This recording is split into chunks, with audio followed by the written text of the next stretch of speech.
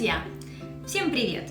Сейчас сезон клубники в самом разгаре, и на каждой кухне, уверена, она уже есть. И знаю, что приготовить из клубники можно очень много блюд, но я рекомендую вам начать именно с этого десерта. Сегодня мы приготовим с вами вот такой замечательный клубничный торт. В его основе кокосовый бисквит, затем идет вкуснейший йогуртовый мусс, кремю клубничное желе и декор из клубники.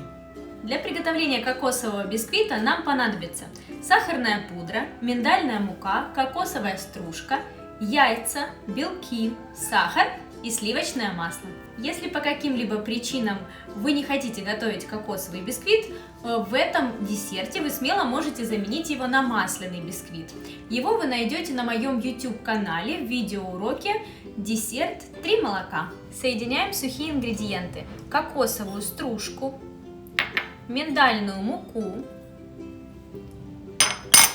и сахарную пудру. Перемешиваем венчиком, чтобы все ингредиенты объединились. Яйца, растопленное сливочное масло, горячее, отправляем к яйцам и хорошенько перемешиваем венчиком. Отправляем эту массу к сухим ингредиентам, перемешиваем, чтобы вся мука увлажнилась. Взбиваем белок на средних оборотах. Он должен посветлеть, немного увеличиться в объеме. Белок посветлел, увеличился в объеме. Теперь продолжаю взбивать и небольшими порциями добавляю сахар. Отлично, белок с сахаром взбили до устойчивых пиков. Добавляем взбитый белок. Деликатно перемешиваем. Стараемся сохранить воздушность.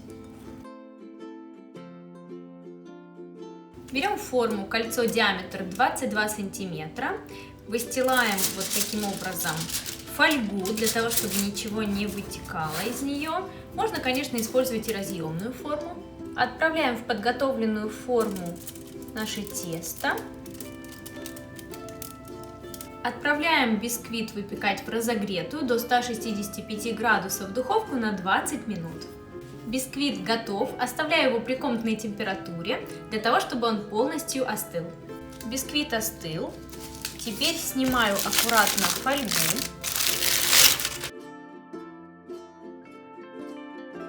И отделяю ножом, вот так запускаю нож между формой и бисквитом, и отделяю бисквит от формы.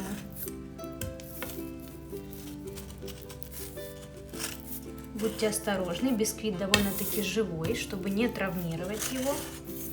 Оп, есть. Кладем бисквит на презентационную тарелку или подложку, на которой вы будете подавать торт. Берем ту же форму, в которой выпекался бисквит, вовнутрь укладываем бордюрную пленку, ацетатная пленка она еще называется. Вот так. Сюда же возвращаем бисквит. И дальше будем заливать слои. Для приготовления йогуртового мусса нам понадобятся сливки, 2 части, взбитые и не взбитые, йогурт, можно греческий, а можно использовать сметану, сахар, желатин, воду. Сила желатина измеряется в блум. Я использую 200 блум. Разбавляю водой комнатной температуры, то есть прохладной, 1 к 5, 1 часть желатина и 5 частей воды. Соединяю воду с желатином, перемешиваю и оставляю приблизительно на 10-15 минут, чтобы желатин набух. Прогреваем в микроволновой печи или на плите в сотейнике сливки с сахаром. Сахар должен полностью раствориться. Сахар растворился, сливки еще горячие. Можем добавить сюда замоченный набухший желатин. Перемешиваем. Желатин должен разойтись в сливках. Добавляем йогурт или сметану.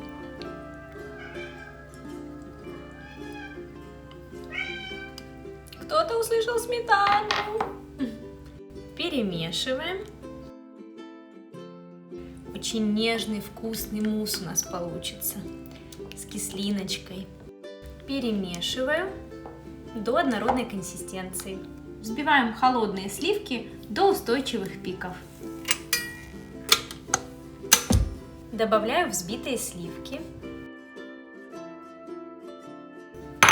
И снова перемешиваю деликатно, стараюсь сохранить воздушность. Очень нежный, очень вкусный мусс, можно уже по стаканчикам и подавать. Заливаем мусс поверх бисквита. Отправляем мусс в холодильник буквально на 30-40 минут. Для приготовления клубничного кремё нам понадобится пюре клубники, лимонный фреш, яйца, сахар, сливочное масло, желатин и вода. Для приготовления кремю нам понадобится клубничное пюре. Можно использовать замороженную клубнику, можно использовать свежую. Я нарезала небольшими кусками и пробиваю погружным блендером до состояния пюре.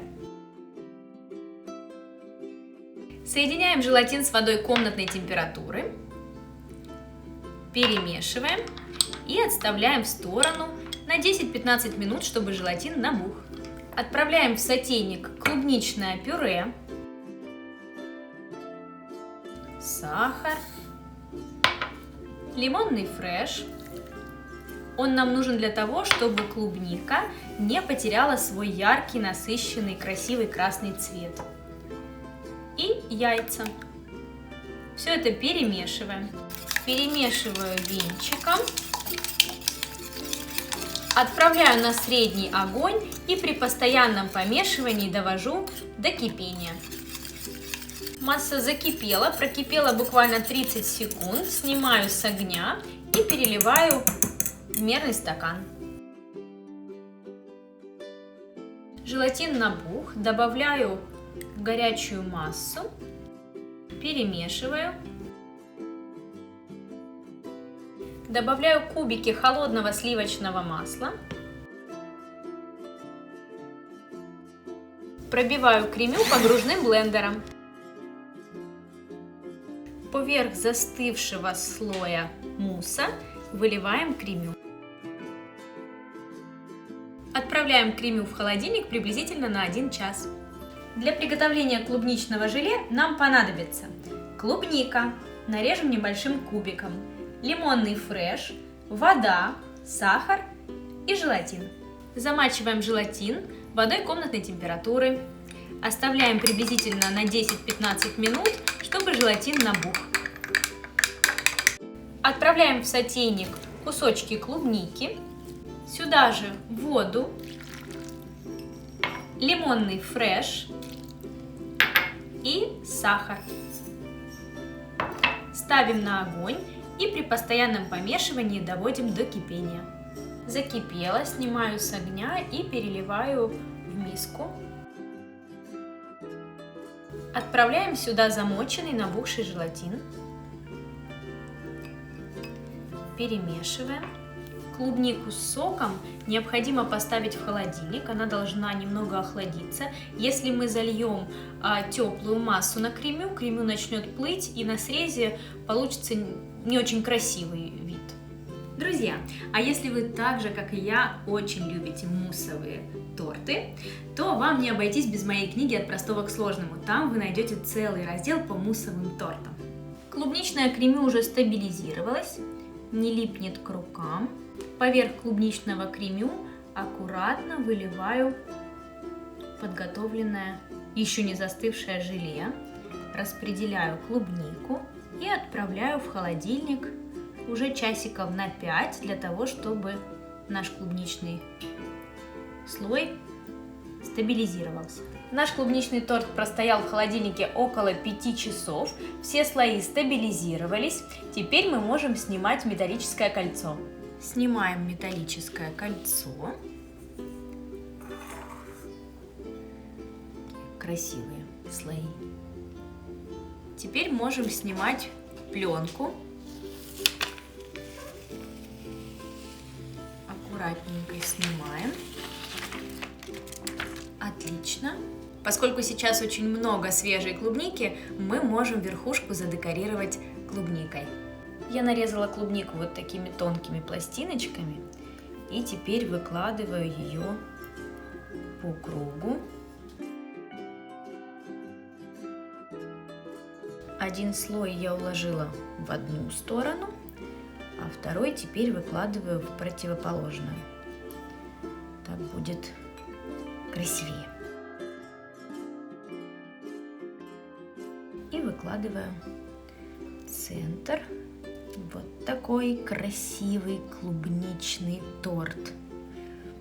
Получается. Вот такой красавчик у нас получился. Подписывайтесь на мой канал, не забывайте оставлять комментарии, ставить какие-нибудь бяки.